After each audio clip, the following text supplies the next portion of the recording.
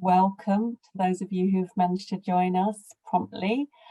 My name's Pippa Goldfinger. I'm the head of program at the Architecture Centre, and this is one of our collaborative talks with the Bristol City Centre bid, which has been really interesting and informative.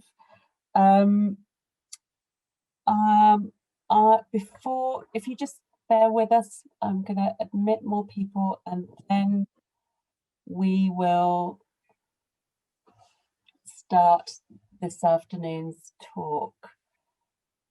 Okay, I think we're ready to go now. I'll continue to let people in from the waiting room. But just to run through some housekeeping, please be aware that we're recording this meeting. Please keep yourself on mute unless requested otherwise. If your internet connection is unstable, please try switching off your camera, which is at the bottom left of your Zoom screen. But we actually do like to see our audience, so if you can, do keep your camera on. If you'd like to switch to speaker view in the top right-hand corner of your screen, that will help you to see who's speaking. We'll take questions after our three speakers have said their piece, and please write your questions in the chat function and we'll invite you to unmute and ask your question.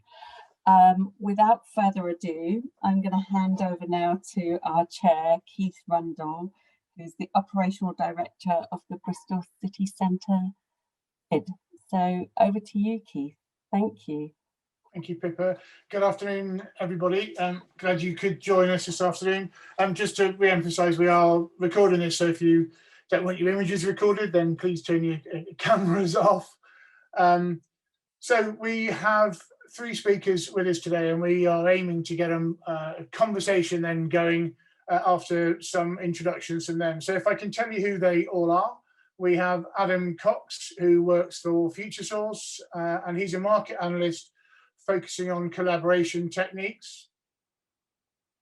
Jane Hammersley from CollabTech, who works globally with major collaboration manufacturers and also is the author of the book Brilliant Meetings. And last but not least, we have Mo Khalifa, who is a technical specialist from Microsoft, who helps offices to bring Teams back into the office or to integrate with Teams.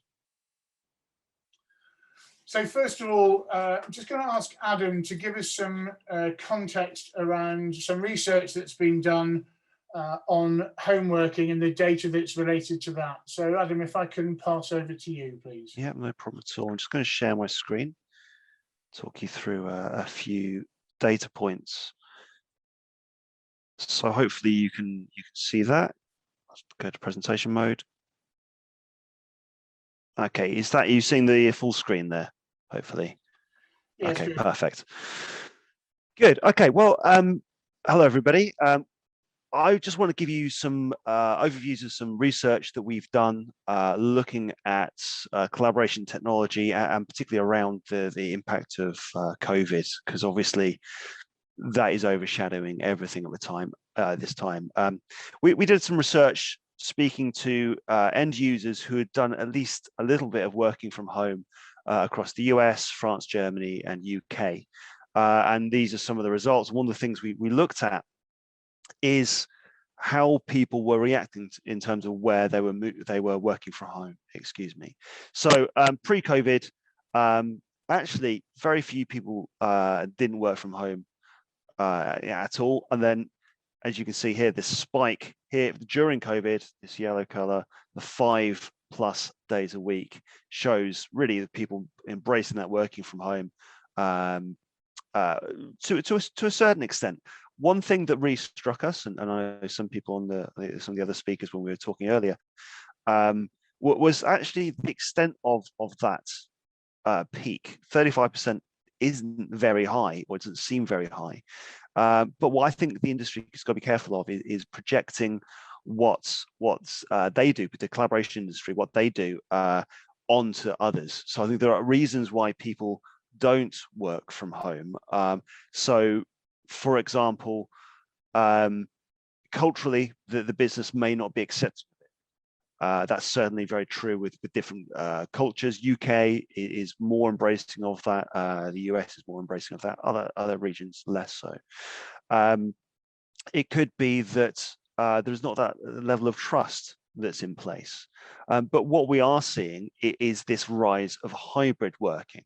So whereas you have a peak of 35% who are working 5+ days a week, we are also seeing a rise in the 3 to 4 days a week. But what's really interesting is the expectations after COVID. And that's where we see the limitations of home working come into play, because actually the full-time working from home drops down to well, actually lower than pre-COVID levels in terms of expectations. And there was a rise instead in this hybrid working methodology. And really the reason for that is because a lot of people have obviously been forced into this, this working from home environment. There are limitations to it, frankly. You lack that social interaction. You lack the collaboration, ironically, of actually sort of getting people together into that same room, and the sort of the water cooler moments as well. So I think it's very, very easy to talk about a revolution in the way we work, and home working being embraced like never before. That is true, but there's got to be some caveats and some limitations around that. So hybrid working is going to be very, very important moving forward. The other thing to bear in mind is that when we talk about home working, that embraces a whole range of different situations. So in our study, 36% of people had their main work set up in a dedicated office. 29% of people had that in a living room. And actually, we asked for some photos of people's working environments. And a lot of people working from home were sitting on their sofa with their laptop, with their telly in front of them, or sitting perched on the edge of their bed.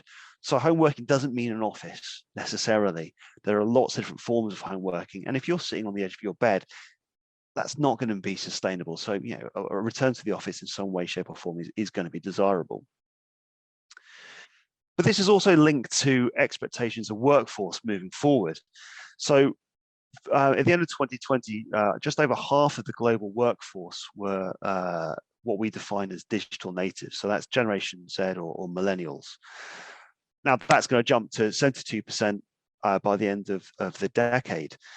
And that's a really, really important stat, because what we're seeing is expectations changing. These are people who are growing up with that technology, who don't necessarily have the same expectations as perhaps older workers who haven't grown up with that technology. And we are going to see a shift in how managers view their workforce. I mean, for example, if you look at students who are coming through now, although this year is not a great year to use as a case study, how many of those people would have done their dissertations on their laptop sitting at a coffee shop? That is very normal. To older generations, that's kind of a bit alien, but I mean, that's how people are working these days, and these expectations are coming into the workforce. Added to that, I mean, if you look at the millennial age range, that is technically up to the age of 40 now. So these are very much people already in decision-making positions. So this is not something necessarily that is coming down the line. It is coming down the line, but it's also something that is happening right now. But what does that mean for the meeting room itself? Well, the meeting room historically and traditionally has been the hub, where everything is based in terms of both meetings in and outside an organization. So you might have, let's say you have 10 people in a meeting room, you might have 1 or 2 of those people who join the meeting from external areas, working remotely in any way, shape or form. And then you would be connecting to another meeting room if it's an external call, typically. Now, obviously there are exceptions to this, but generally that's kind of how it worked and how meeting rooms were set up. Now, a meeting room is very much one of many endpoints. You'll have people working remotely from home, from other meeting rooms in the same organization, from desks in the same office that maybe they don't want to come into that meeting room. Maybe it's already overcrowded. Obviously, capacity is going to be reduced in meeting rooms due to social distancing. And that's going to be also interfacing with maybe another meeting room in another location. But again, people coming from lots of different areas again. So flexibility is absolutely essential. And the technology in these meeting rooms, it must reflect both in-room users and external users equally moving forward. So that means the collaboration technology part of things is absolutely business critical now, because that flexibility needs to be implemented as much as it can be. That is a super whistle-stop tour of things we've been looking at. I'm sure we can come back to some of these ideas if there are any questions a bit later on, but hopefully I can hand back to Keith now. Hopefully that was okay. Yeah, excellent. Thank you, Adam. What was really interesting was all these things that we know, which is there'll be hybrid working and how many people are at home, is actually to see some data that underpins that, that gives us some sense of scale of what that might begin to look like. So seeing that there's definitely going to be the need for both home working, office working, and this hybrid model that's coming, then I'm just going to hand over to Mo, who can talk us through some ways in which technology and emerging technology can help us to deal with this new space of collaborative in and out of office working. So Mo, I hand over to you, please. Absolutely. Thank you, Keith. And good afternoon, everyone. My name is Mo. I am the partner technical specialist from Microsoft. What I did want to do is go ahead and just share my screen. If you can, a couple of seconds, I will get that up and running. See that, hit that, and put that into presentation mode. Perfect. Okay. Some really good insights from Adam in terms of kind of looking at this new way of working, this new hybrid way of working. And I guess, from a Microsoft standpoint, we've kind of done the same as well. A lot of the feedback did come from FutureSource, and this particular slide that you're looking at right now really just shows the growth of Microsoft Teams. So for those of us that don't know what Microsoft Teams is, and fingers crossed everybody does, Microsoft Teams is essentially that all-in-one app, that all-in-one application, the window to the cloud, if you want to call it that, where you can effectively do all of your collaboration. And this slide here really just kind of demonstrates this time last year, or March last year, we were tracking at around 560 million meeting minutes were being used on the Teams platform pretty much every single day. As we started getting into this notion of lockdown at the beginning of March last year, we saw this huge growth of Teams taking place, where we jumped up very quickly within a week, up to 900 million meeting minutes being used. And a lot of organizations quickly found out that, we need a platform. We need to have some type of platform where we can stay connected across multiple devices, multiple OSs, and across different geos as well. And Teams was found to be that application of choice for many, many organizations out there. By the end of the month last year, now that we were in full flow of lockdown and really working from home, we jumped up to 2.7 billion meeting minutes being used every single day. In fact, that number is closer to 5 billion meeting minutes being used per day. And it's kind of funny because it's taken a pandemic for a lot of organizations to kind of look at the technologies that we've actually had around for the last couple of years. If you take into account the last few big pandemics or disasters that have happened in history, the Great Spanish Flu as a classic example killed millions and millions of people worldwide. But actually that paved the way for countries to start sharing information about kind of infections, etc., and paved the way for things like the World Health Organization. 9/11 terror attacks is another classic example. It's now normal for us to have to take our shoes and our belts off when we go through the airport. My God, I can't remember what it's like to be in an airport anymore. And I'm sure it's the same for many of us here. But actually, it's made air travel so much more safer today. It's actually safer to travel by air than it is driving in the car. And of course, COVID-19 is no different. It's changed the way we work. Do we need to sit in the office Monday to Friday, 9 to 5? Probably not. If I move over to the next slide, of course, during the research that we've really done, we also, really echoing kind of what Adam was talking about, trying to identify, well, what are the challenges out there as well? And we found Generation Z and millennials seem to struggle a lot more than kind of older generations when it comes to working from home. And a lot of it was just really the mindset of, hey, we're used to going to work 9 o'clock Monday morning, finishing up Friday 5:30, and then we can relax and forget about work and go out and party. And of course, no one's been able to get outside because of the lockdown, etc. So they've really found it challenging of when do we actually switch off? Because of course, Teams is available across all devices and it's on 24/7. So how do you switch off? And that's one of the challenges and that people have now started getting into this new lifestyle. Of course, we're seeing the complete opposite as well. Working from home drives a lot more empathy. It's really normal for any of us to kind of put a finger up and say, guys, sorry, the doorbell's just gone off. I need to grab the shopping, or my kids come barging in, or the dog's bounding on my lap. It's normal. Whereas this time last year, it was a real big challenge. And it was really interesting where some of the stats that Adam was talking about in terms of kind of working from home and is it sustainable? Is it not sustainable? From a Microsoft standpoint, when we look at meeting room spaces, where you're sitting right now, could be on the couch, could be on the side of the bed, that actually is an extension of your office now. It's the new huddle space. It's the new small office, if you want to call it that, because this is part of now your normal routine of how we work. This particular slide that you see in front of you was actually done before COVID was even a thing. And what we wanted to do from a Microsoft standpoint was really identify, well, what are the challenges in today's meetings? And of course, we had the traditional challenges of things like, hey, the mic's not working, we've not got the correct cables. And on average, it took anything between 12 and 13 minutes to actually get a meeting room up and running. But where Microsoft found the most value was actually the pie chart in the middle, which is, well, what types of meetings actually take place?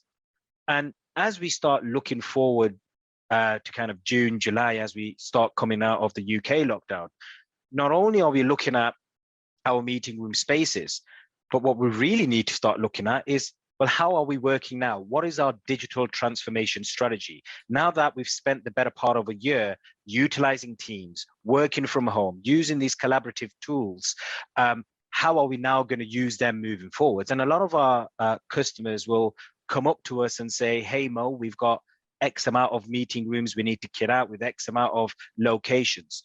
But the one question that we're missing is, how do you want people to work in those meeting room spaces? Because it's not going to be that traditional boardroom type of meeting room space anymore. It's more flexible. And we found out that around 27% of all meetings are what we would class as status meetings or meet and present, which is effectively what we're doing today. I'm presenting to you or you're presenting to me. We have a bit of a conversation over video and that's the end of it. Or is it collaborative in nature?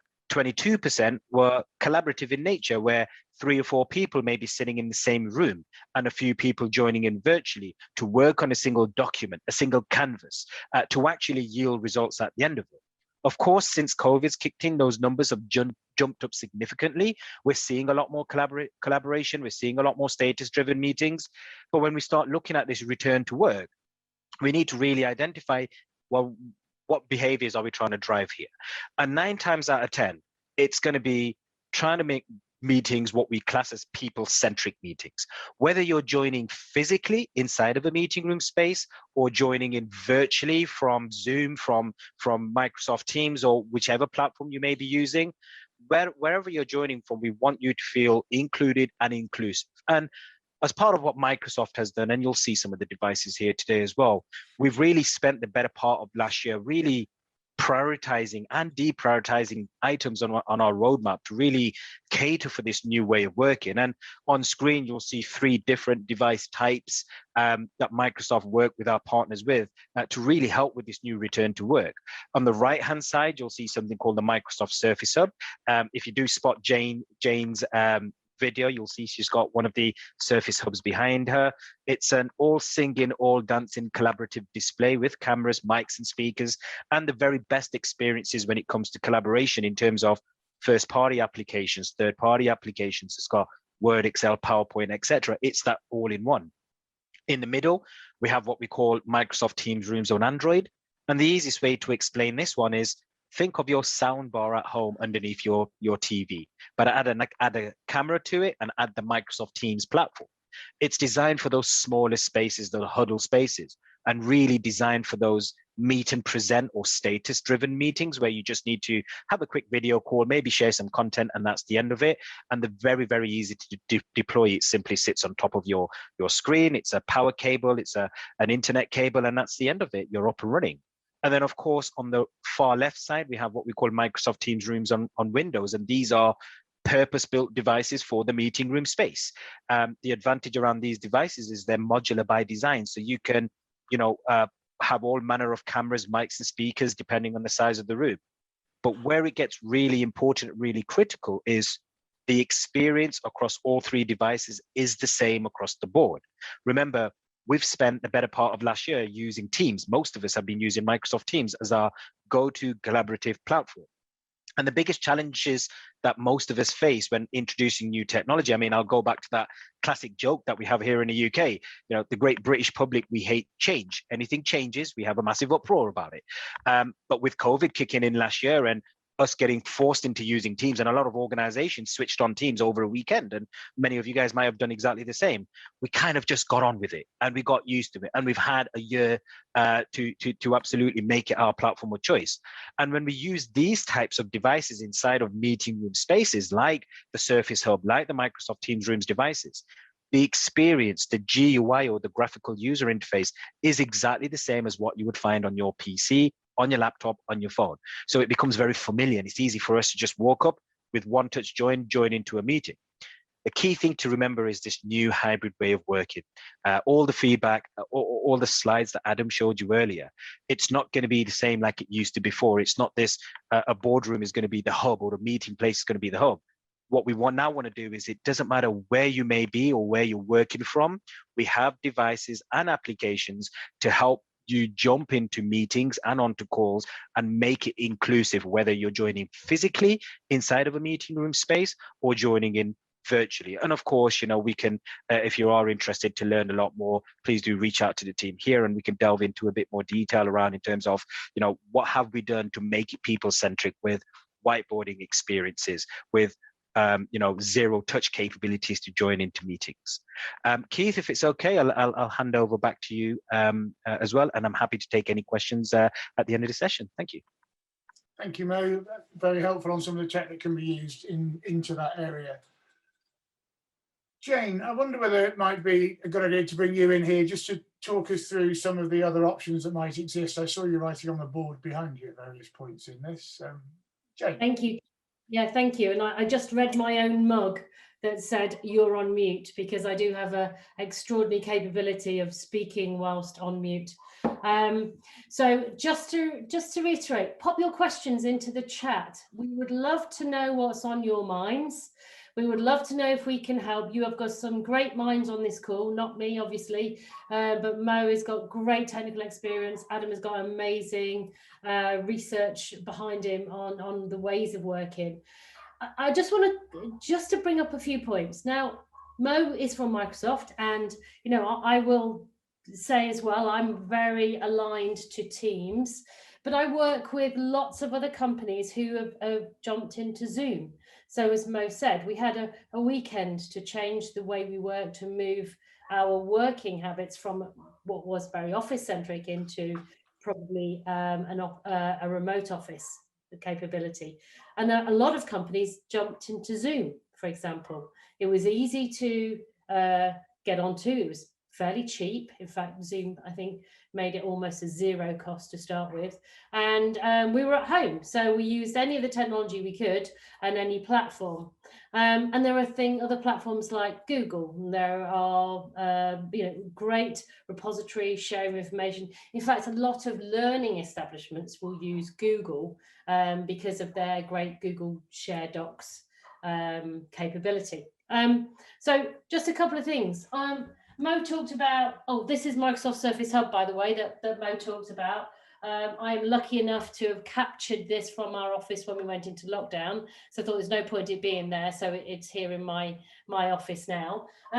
Teams, 5 billion meeting minutes every day. What an amazing stat that is. And Zoom, just as a contrast, they're saying 3.3 trillion meeting minutes per year. as Mo said, what happened was when we went into lockdown, people had to find a better way of communicating. And there's no better way than using a video conferencing platform. Video conferencing means you can see the person and hopefully you can hear them well. You could probably hear my dog barking in the background. I would normally be shouting at her now, but I'm going to leave her a minute. But seeing and hearing the person and being able to communicate, and then adding in something like a device like this, where we can pull in information from, in fact, I've just pulled this from the internet. I added additional information on here so I can make in more notes. Allows people to communicate and collaborate better. Now, we're talking on this webinar about emerging technologies. We want to tell you what's here now and what's available, what you may or may not be aware of. The platform is your first real thing to think about. What platform do you want to work on? Mo talked about Teams, and I work on Teams all the time as well. And Teams is a digital workflow. I can work my whole day within Teams. So I can communicate and chat with people. I can have a meeting with people in Teams where I can share all their documentation that's held within Teams. It sits in the cloud. For me, in the way I work, it's absolutely perfect. I'm going to say that Zoom has got a great video conferencing platform. If you just want to do video, probably low cost of ownership, Zoom is actually a really great platform to do that. The trick is, it's a bit like having a car that only it has one gear, and that's forward gear. So you can just go forward in it, then you have to get out, turn the car around, and then come back again if you want to turn a corner or go round, because it's super good at video conferencing. Although I do have to say, Teams is catching up very rapidly. And what I see about what the infrastructure Microsoft are putting in to Teams is it's like that old adage, you were never sacked for buying IBM. You know, I think that the Teams infrastructure and what they're doing in that is superb. So first thing to think about, what is your platform in your business you're going to be working in? Second, as Mo talked about, is your guys' meeting spaces are going to be hubs for people collaborating and working together. And when they come into that, what is the right technology you're going to put in there? Because you're probably going to want a screen on a wall, and you're probably going to want a camera, because you are going to have more people working remotely. And when we talk hybrid working, we don't just mean, are you going to work at home or in the office? When are you going to work at home or in the office? So you might have people Monday and Friday in the office, and then other people Tuesday and Thursday in the office, and some people Wednesdays. So you've got that flexibility of when to bring them in, and also flexibility to change the start and finish points of your days. So you might have an environment where the meeting space or the touchdown space, the ad hoc space, becomes that central communication and collaboration point. Therefore, you need technology just to be in there, just to work. We call that walk up and use. You don't need any special skills or any special training. You saw me using the Microsoft Surface Hub earlier. I would say this is a right at the top end of the collaborative technology. It's an all-in-one device, but it's a group device, so anybody can walk in and use it and start collaborating. I've got a camera here, and it's also onto Teams natively. So immediately I can be jumping into a Teams meeting. But this is a £10,000 solution. So this isn't an everyday solution. But you can have solutions that Mo talked about in your meeting space that allows you to walk in. Mo used some technology terms called coordinated join or proximity join, because my phone knows that I've got a meeting. It's in my phone calendar. The phone talks to the in-room Microsoft Teams Rooms device, and your meeting just appears. All of your participants are in the meeting. Your camera and your audio just works. It's all about ensuring the technology is transparent, because we want people to have a great experience, because if they have a great experience, they tell everybody else about it, and then everybody wants to use it. So communication and collaboration are the main points here. And I'm just one last thing is, I think all of our expectations of how we work moving forward has changed. It's our chance now to rewrite what that looks like. We don't have to go back to where we were.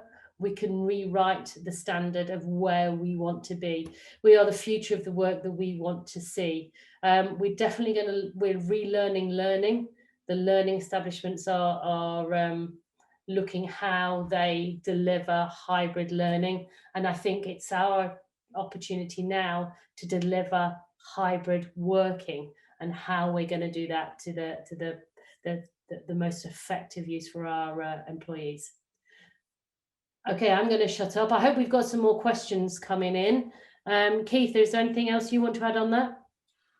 No, I think that takes us. We've got some questions that have come in from people who aren't able to attend, so I'm going to pick up some of those as well, and then maybe that'll prompt some thoughts from the audience. So, first one: how can technology help new starters joining a business, and how do they get a flavour for their culture if they're working remotely? I know that's something that's exercised various businesses that we've been talking to. So, who should we go to first on that one? James, simply because you're nodding your head, I'll come to you first on that one. Okay, all right, wonderful. Let me talk about new starters, and this probably goes for new starters and courses and all sorts of things we do. One thing that I've seen work really effectively is if you're onboarding somebody, or if you're teaching them perhaps a new piece of software, is record your meeting. Record the session or record your meeting, and then host that particular segment in your platform. So for us in Teams, we would have, let's say it's a HR channel within our Teams function. So all the things you do, rather than having to repeat, you can do it once and then put it into the HR channel and show everybody where that is. And you can do things, there's all sorts of ways you can use that. Your weekly team meetings, we have sales meetings that are weekly, and we of course record them and we put them for people who can't join. The other thing you can do, of course, is use transcribe. So Teams has a way that you can actually then transcribe that meeting, and Zoom does as well. You shouldn't just say Teams, where you can actually transcribe that meeting and use that for meeting notes, which is simply great. And if I'm going to hand over the second part of that question, if that's okay, Keith. Adam, I think you've got a great example of how you use that kind of co-working team spirit idea. Yeah. So one of the things that we struggle with, or have struggled with, is that sort of team cohesiveness, and really stopping people feeling like they're just in a little room by themselves for a week, on end. It's really tricky to find a balance, particularly when you then have a video call with somebody. Often you can lead to a chat that for 20 minutes afterwards, because you've starved of human contact up to that point, and that's just not productive. So the way that we've done it, and we're experimenting, and I think this is the important point here, there are no answers to this. This is all an evolution that's happening right now. People are just finding their way. One of the things that we're trying at the moment is a couple of times a week, we will set aside an afternoon or a few hours, and we will just basically call each other, set up a Teams call in our case, and just let it run. We work on our individual projects, or we work on the same project if we are collaborating, but we let it run. And the reason for that is because it kind of emulates, approximates the working in an office feeling, where you're all sat at your desk in an open office environment, and someone might say, "Oh, I was speaking to someone the other day about X, Y, and Z. What do you think?" Those little, off the cuff kind of conversations actually can lead to some really interesting insight in our case, the sharing of knowledge. But also, what did you watch last night? Have you seen the new Marvel film or whatever, that really glue the kind of the team together, that they get that social cohesion there that's you really lack when you work from home. So yeah, it's interesting. Okay. I love that. Actually, one of my colleagues from another organisation, they've stopped all calls on a Friday afternoon, and they do the same thing. Not necessarily going on an open Teams call, but they're just having a breather. so many people are working back to back to back to back on calls, and it's just it's mind-blowing. I think, Mo, you've got some stats on what Microsoft have been looking at, and that sort of fatigue side of let me just talk about it. If you can pull up that, you've got some great slides on that. Microsoft have looked at how the fatigue really does affect you, because if you are looking at this small screen 24/7, well, maybe 12 hours a day, but sometimes it's 14, 16, your brain is really working hard to do that. And there are some things that you can do. I mean, my recommendation will be cut your meeting down to 45 minutes so that you can also then have 15 minutes to decompress. And also start at 5 past the hour, so at least you've got time for a bathroom break. Mo, do you want to just talk us through this? Hold on, where's my mug? Sure. Sorry, I lost my window for a second. There we go. Let me just put this back up. Get that one there. Perfect. Yeah. So yeah, I mean, last year we did again a whole bunch of market research, and just kind of echoing what Jane was saying. Back before COVID was a thing, I normally used to look after kind of the whole of the UK. So I'd travel up and down the country in my car, public transport, whatever it may be. And just having that 1 hour, that 2 hours of travel really helped kind of relax my mind, ready for my next meeting.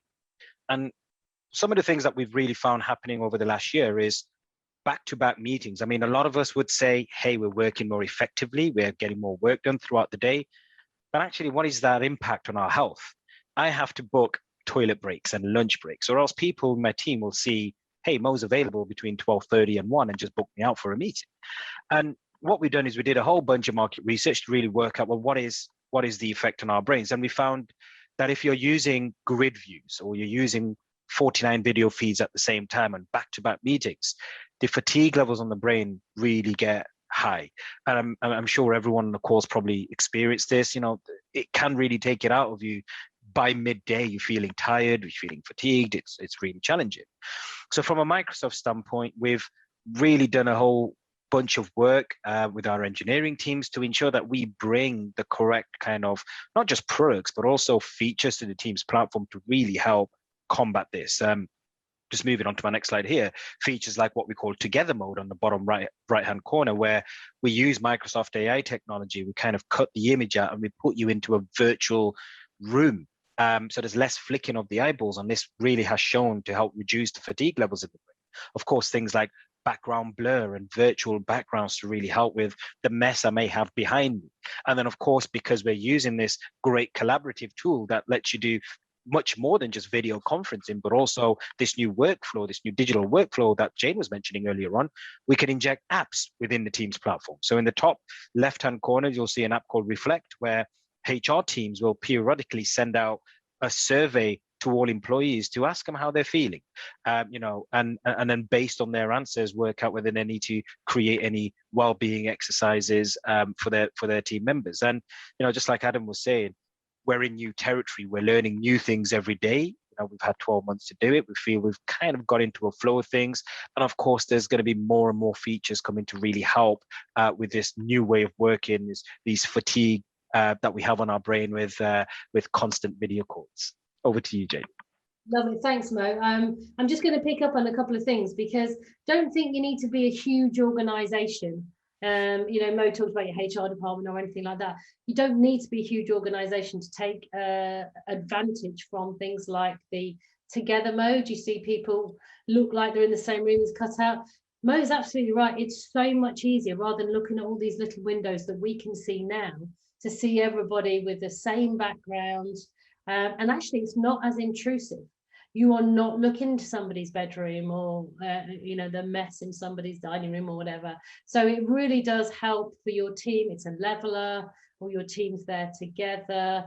And what a great thing, to have an early beer on a Friday afternoon in your Together Mode with your team there, because I think we forget that the teams do perhaps need the space to decompress and work together. And we've had a couple of, Keith, if I can just say, we've had a couple of questions in the chat about how do people work from home, and what's the biggest challenge. And I think one of the challenges is perhaps that background as well, and having having a camera, a good camera, I would say, and the camera angle. And actually, the people that I can see on this call are all great, because everybody's looking at eye level at the camera. But the amount of calls I've also been on when somebody's using their laptop on their knee, where, you know, I'm not getting the best angle, shall we say. So all of those sort of things really do help working from home. And structuring, we just had a great idea from Eric here, saying structuring your meetings, 45-minute meetings, provide an agenda, and a really good point. Simple things like have an agenda on what we want to achieve. Thank you, Jane. That's great. I think we've ranged a bit from new starters in culture, but hopefully that's useful information for people. John, you put the first question in the chat. If I could ask you to unmute yourself and just ask the question that was in there. Yeah, it's interesting. I mean, we see some great information that Adam did about people working from home in bedrooms and kitchens, and we've got obviously technology barriers as well, and Mo explained that really well.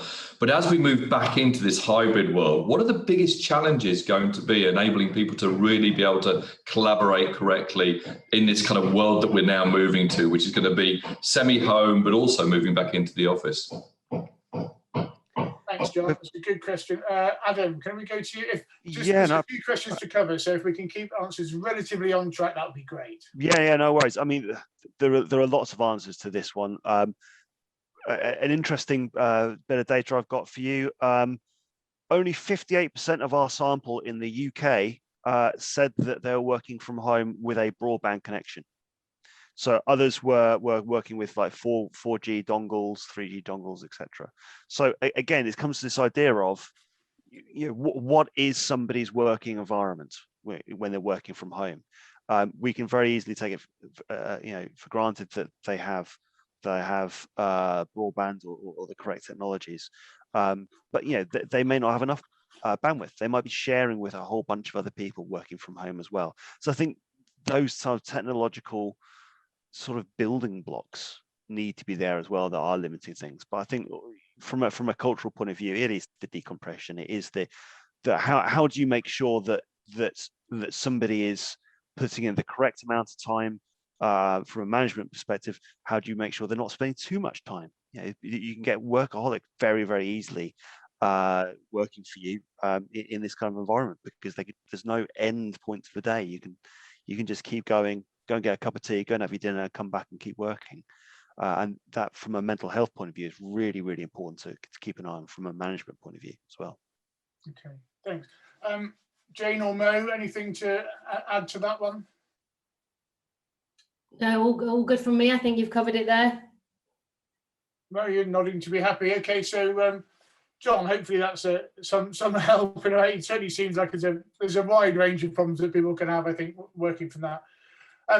Pauline Simpkins, if you could unmute and ask the question, that would be lovely. Yes, hello everyone. I was just interested to see how anybody else deals with noise interruptions. So if you've got several people in a relatively small vicinity, obviously 2 meters apart and all that, yep, but they're all on the same online call, how you avoid getting that sort of like echoey noise interruption scenario. And also, you know, just you said a lot about the visual side, but, you know, on the sound side, also, you know, wearing headphones for periods of time, you know, I've noticed I'm getting a lot more tinnitus. So, yeah, I just wondered what everyone else's views were on that. Thanks. Thanks, Pauline. That ties into one that we'd also had put in, which is around open plan offices and meetings, and how can that potentially be mitigated. And I think there's another one around acoustics that's popped in the list. So, Mo, I wonder whether that's a more technical question around how some of that might work, he said, from a position of ignorance, but hoping that you know a bit more about it. Absolutely. I did pop some stuff in the chat, so if I looked a little busy, I'm really pants out multitasking, which is the reason I was trying to type at the same time. But, you know, a great question from yourself, Pauline, and what we've done is I've popped a link in the chat as well. If you're using the Teams platform, we've identified that effectively: keyboard tapping noises, the vacuum cleaning in the background, etc. So we've added new technology within the Teams platform, noise suppression technology. So if you're using Microsoft Teams, you can simply go into settings and it's set auto by default, and you can set it high if you know you're in a vicinity of people where you're going to be a lot closer. Of course, you also have hardware as well. So one side is software. So with the existing headset that you're using, you can use just the inbuilt Microsoft algorithm to help combat background noise. And then on the other hand, depending on the scenario you're in, depending on the environment you're in, it could be to do with hardware. So certain headsets have noise suppression technology built in. Certain headsets will auto mute themselves and detect when you're talking, and they'll automatically unmute. Maybe one for Jane, so she doesn't need to have her mug all the time. And then, of course, there's a whole range of Teams certified speaker systems as well. And when I say speaker systems, I'm talking about the ones which would sit in the middle of a desk, where you can easily, pick up a headset from it. So Yearlink, as an example, have a great one, which is what I'm using today. My headset sits on the dock. If I pop it onto the dock, the sound will automatically go through the speaker. And the minute I pick it up, it goes straight back into my headset. So again, I guess it depends on the situation. It depends on the environment. But there are a whole bunch of different hardware solutions as well as software solutions that can help support. Most of the time, it's working directly with our customers to find out what the acoustic levels, in the space you're in, how far you are, what equipment you're using, what platform you're using. But it's definitely on the priority list for Microsoft to ensure that we deal with background noise and how close we are. I mean, Teams itself and meeting room equipment, it's quite intelligent. If you are, Jay mentioned something earlier about proximity-based join that we have. Our devices are able to detect when they're in the vicinity of each other, and they'll give you options. So for example, if I was using Teams on my mobile phone and I walked into a Microsoft Teams enabled room, it will know that there's a Teams enabled room there with better audio, with better visual capabilities, and it will pop up saying, hey, would you like to add the room into the meeting instead of your phone? Soon as you do it, Teams automatically mutes your phone device to stop any of that interference going on. So Teams has become quite intelligent in the sense where it detects when there's devices nearby. It detects if it thinks it's going to hear interference, and it will slow itself down, just really down to the scenario. But I'm pretty confident we've got solutions to really help in those situations. Thanks, Mo. Jane, any thoughts from you on that one? I'm just going to do it's not just Teams, it is Zoom and Google as well. But, but I have to say, having just been involved in a meeting where to hear that noise suppression for the first time, I was absolutely astounded when I could see somebody's dog barking next to them, but I couldn't hear them. Just so super, super effective, even just coming through the platform. But headphones, I think if you are in a really busy office, I think headphones do work really well, and the noise suppression there, so you're not disturbing other people as well. Okay, sounds good. Sounds like there's at least some good technological solutions out there, as opposed to building meeting rooms. They sound cheaper than that as a plan, in any case, to just work through those pieces. So just one other one, because we should take a leaf out of the book that says make sure you don't run for an hour, so there's a gap between things. So let's just go for one more question now, and I think it's a comment from Eric, really, that I read in the chat, that talks about the blurred lines between personal and professional life when working from home. And I think other people have articulated it as it's not so much working from home as sleeping in the office. There's some, so I wonder how those of you that work at home manage. Adam, you have thoughts on this? Well, yeah, I think it's one of those questions that there isn't a solid answer to, and it's down to the individual. I've got colleagues who were working in their bedroom. They had a desk set up there. That was their only spare space. But they couldn't do that for their own mental health. They had to have a separation between a rest space and the workspace. So they've had to move to the kitchen table, which is not ideal. I think a lot of people have cited the benefits. One of the benefits of working from home is a lack of commute. All kinds of different things, both in terms of getting time back, environmental benefits as well, of course, financial benefits. Yeah, there's a huge number of benefits of no commute. But what you don't have is the decompression time, which we've talked about a little bit today in terms of calls, but the general decompression time from work. So my commute typically it is an hour each way. And actually that's really nice because I can listen to a podcast and get my head out of a work mode and into a home mode. So when I get home and the kids are screaming at me, I can deal with that. But now, literally, the kids are in the next room. So it is very, very difficult. And I think it's having a separation in whatever way you can between home life and work life, whether that is spatial or temporal, actually sort of having this is work time and this is home time, and enforcing that. But it's different for every single person and every single role, because sometimes you need that flexibility. You need to be able to jump out and spend half an hour doing some home stuff, and then making up that time later. That's one of the benefits of working from home. You can be flexible, and that that is going to be echoed again when people go back into the office, more so than they are now. That expectation of flexibility is going to be there as well. So that's a really interesting piece to see how that evolves as well. Yeah, thanks, Adam. It does sound very much like everything in life. There's no one size fits all. It's pretty much you just have to set your own structures and look at how the world's going to work. Jane, any thoughts from you on that one as we come to a close? So I think that's from an individual's point of view. If we look at it from a business owner's point of view, I think a lot of us here will probably be run our own businesses. It's now, we're in the biggest work experiment. We have to learn from this work experiment and maybe put some structure around and help the people that we're responsible for manage that work-life balance better. As you said, rather than sleeping in where you work, it's actually making demarcation. So I do think we've got an ownership now to start bringing in some processes around remote working. We've experienced it all as well, so I think we've got a good platform in order to do that. So I think it's our responsibility. Okay, thank you. Thanks, everybody. Thanks particularly to our speakers, Adam, Jane and Mo. I hope you found it useful.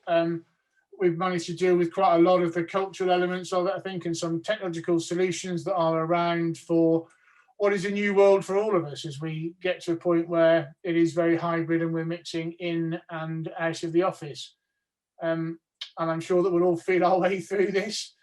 Pippa, can I hand back to you in case there's anything to wrap up at the end? But I think that's a really helpful discussion, hopefully for people as we all think our way through this. Thanks, Keith. Well, thank you for your excellent sharing. Thanks for our wonderful speakers. I feel incredibly better informed about what's out there, and it's also really nice to hear that people are having the same problems and challenges. We've got one more talk, which is more of an evening talk in this series, and I'm just going to share my screen very professionally to let you know about it, which is not this, it's the next one. Oh, no, let's see if I can, here we go. So there is another side to all this, which is our city centres are feeling quite empty at the moment, and we're really keen to see people come back. So we've invited urbanists, urban designers and architects from around the country to come and talk to us on the 29th of April about some really innovative projects that are happening. This one is an artificial hill at Marble Arch in central London, which are going to entice us all back into the city centre with a real pull as well as a push. So I just wanted to alert you to that talk, and the tickets are live on the Architecture Centre website, so I hope you can make it to that. And I'd just like to thank everyone for attending and thank our great speakers and Keith and Kelly for organising this. So thank you very much. And now we can all put our cameras on and do the awkward wave goodbye as a thanks to our speakers. Thank you. Thanks, Keith. Thanks, everyone. Thank you, everyone. Thank you. Bye-bye.